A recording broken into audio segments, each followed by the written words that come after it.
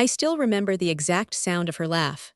Not the laugh she used for photographs, the one that was bright and careful and always aware of the camera. The real one.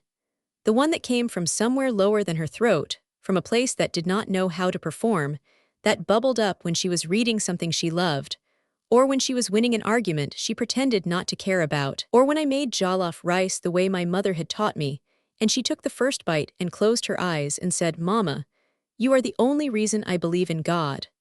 That laugh. I heard it for the last time 3 days before her wedding over the phone, when she told me that Marcus had bought her a dress that cost more than my annual salary as a cleaner. And I said, "Zara, a man who buys a dress that expensive is buying something." And she laughed that laugh and said, "Mama, he is buying me the future you could not afford to give me." And then she said she loved me. And then she hung up. And then she disappeared into a story that I would spend 2 years trying to unread. Welcome to Little Bunny Stories. If you are new here, my name is Amara, and what I am about to tell you is not a story about a mother's love. It is a story about a mother's hunt. About the moment when love stops being a feeling and becomes a weapon. When the only thing that matters is finding the person who took your child and making sure they never do it again. If you have ever been told by police, by lawyers, by the world, that your missing daughter is an adult who made a choice, stay with me. Hit that subscribe button, turn on your notifications, and listen until the end. Because this story does not end with a reunion. It ends with a list of names, a recording, and the sound of a man being arrested in front of a queen. Here is my story.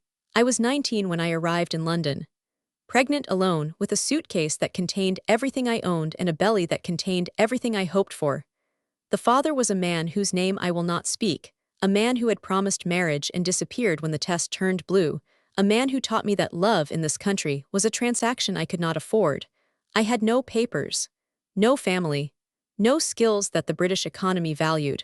But I had Zara growing inside me, and I had the certainty that I would do for her what no one had done for me. I worked.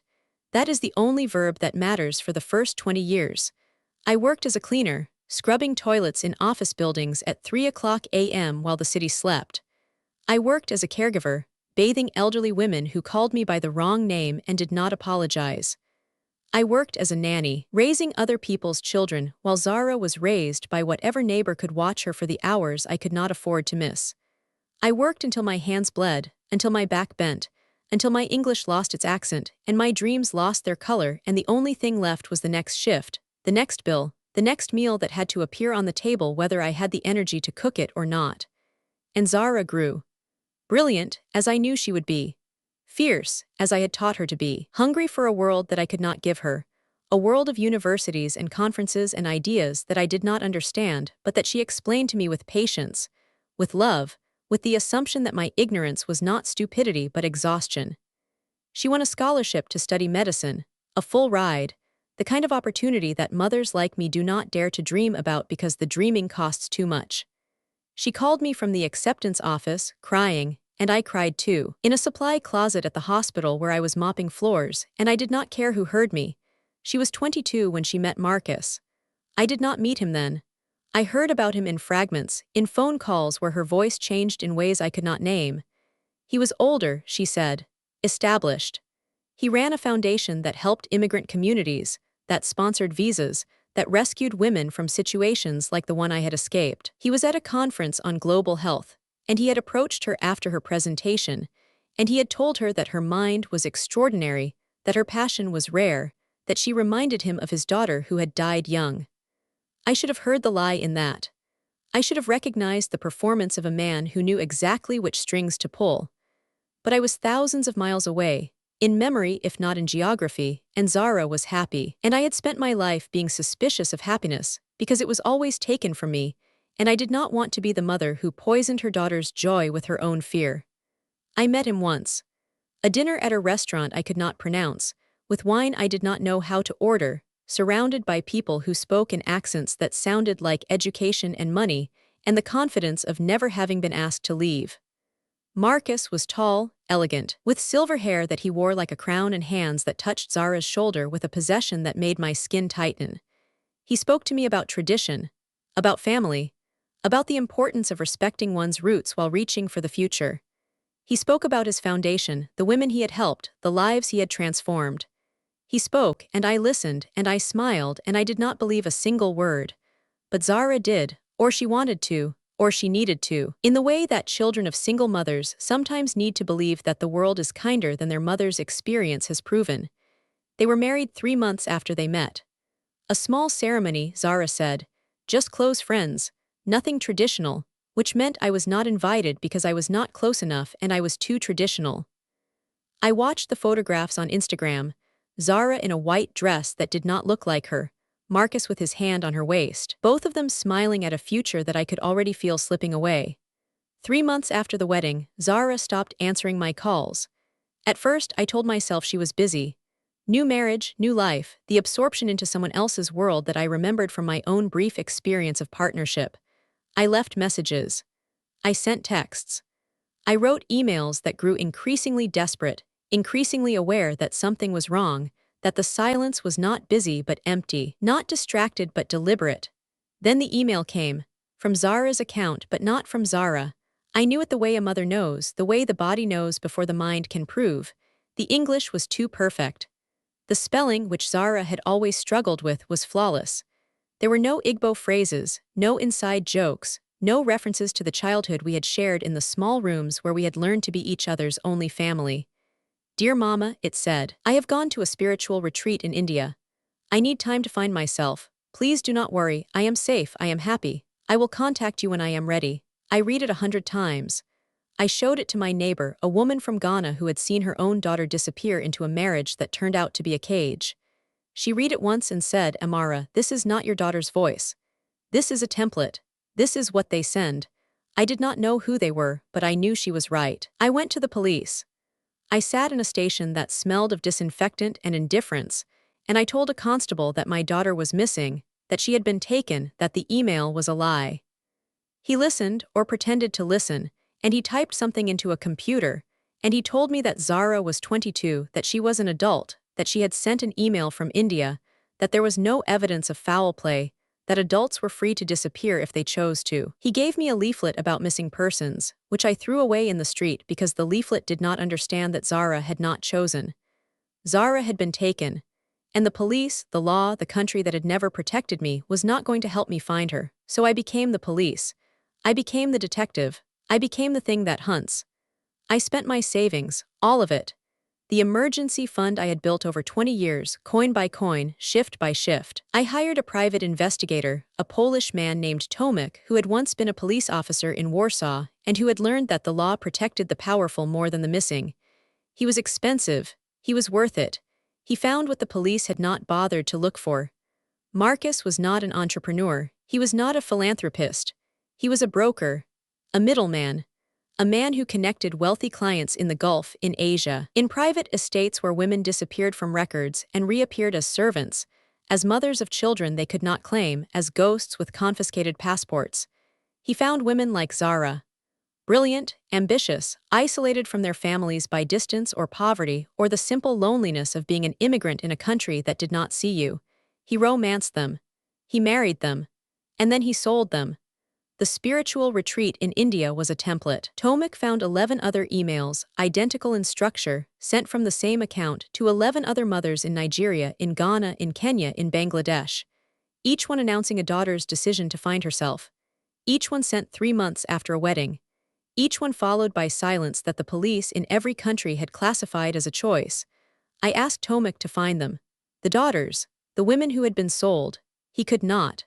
The trail ended at airports, at borders, at the moment when a passport was taken and a name was erased. But he found the mothers, some of them, the ones who had not stopped looking, who had not believed the email, who had spent their own savings on their own detectives and their own dead ends. We met in a church basement in East London, 6 of us, women who had nothing in common except the template, and the silence and the certainty that our daughters were alive somewhere, being used, being erased, being turned into property by a man who collected awards for helping immigrants. We shared what we knew. We shared what we had lost, and we made a decision. We could not go to the police. Marcus had lawyers, connections, a foundation that gave him credibility and access and protection. We could not go to the press. He had relationships with editors, with politicians, with the kind of people who decided which stories were worth telling. We could not sue him. We had no money, no proof that would stand in court, no daughters who could testify because our daughters had disappeared. So we became invisible. We became the kind of women that men like Marcus do not see. We became cleaners again.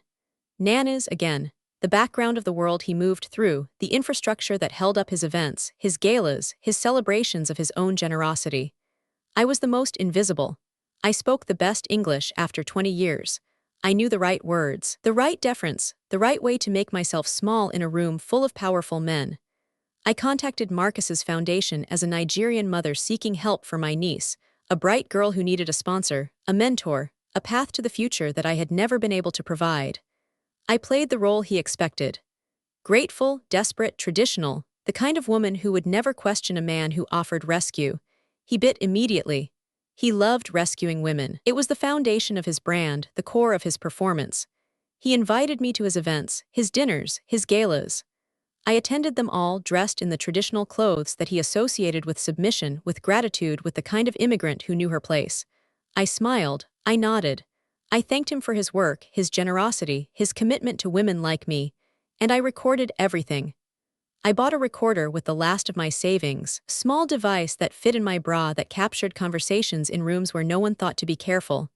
I learned Marcus's patterns, his arrogance which made him careless, his need to perform which made him talk too much, his belief that women like me were too simple, too grateful, too powerless to ever become dangerous.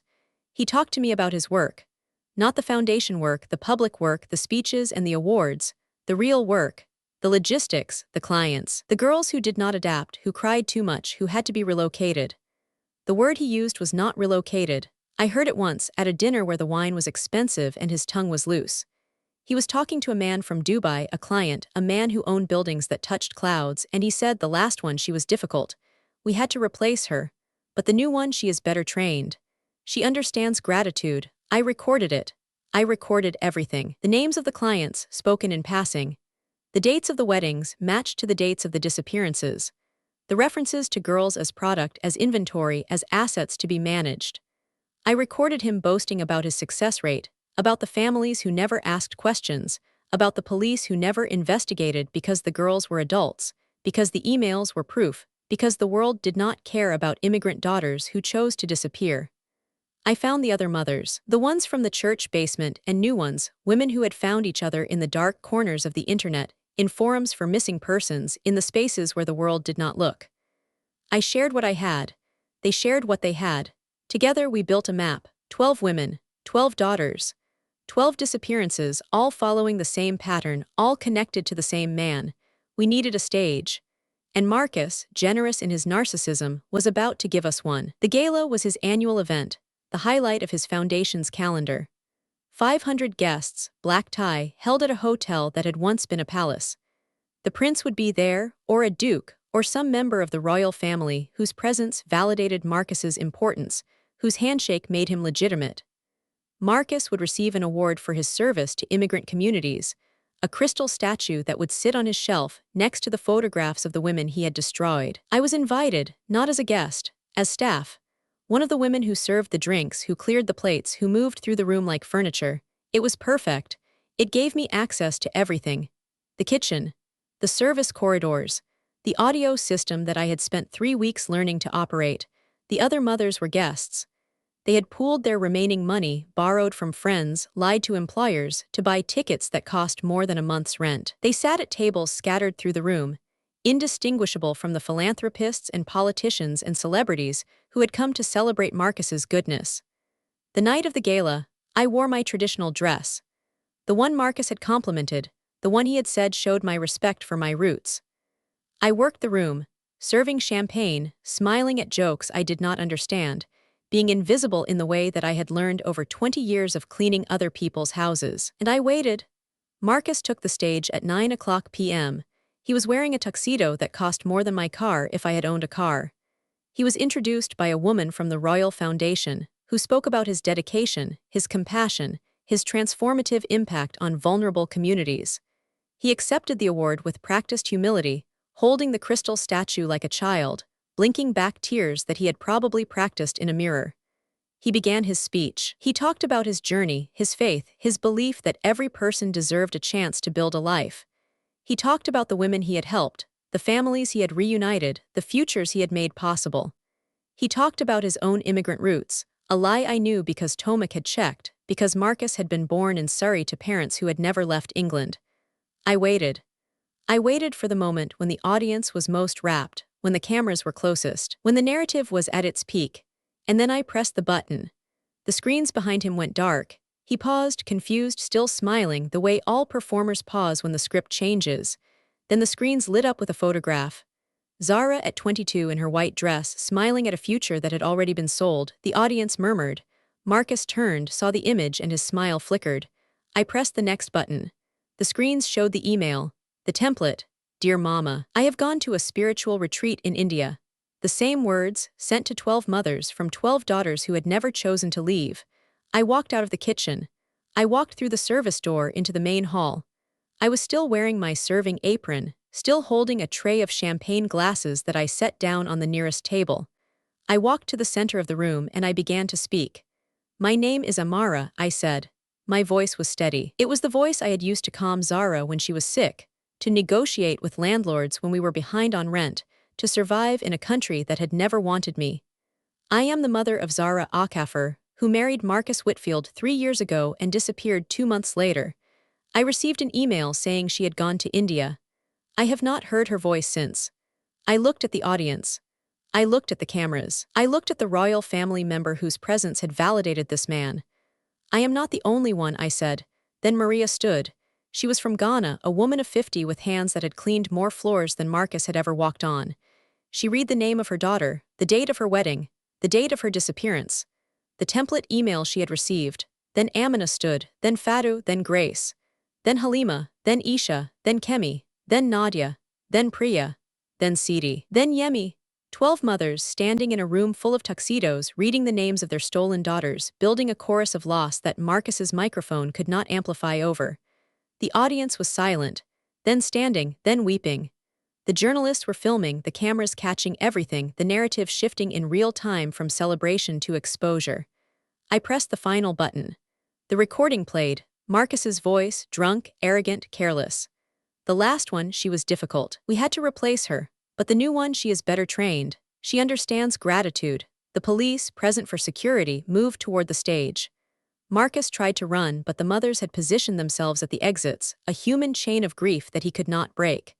They arrested him in front of the cameras, in front of the royal family member, in front of the world that had celebrated him. I did not watch them take him away. I walked out of the hall, through the kitchen, into the alley behind the hotel.